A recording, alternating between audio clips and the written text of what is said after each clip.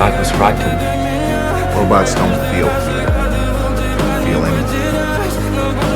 They get hungry, they don't sleep. I do. I have even had dreams. Human beings have dreams. And dogs have dreams, but not you. You are just a machine. The other day at the station, you said you had dreams. What is it that you dream? This is my dream.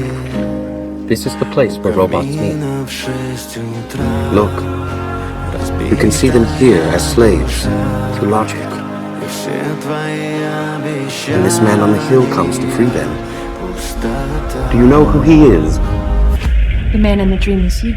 It's not me. It is you.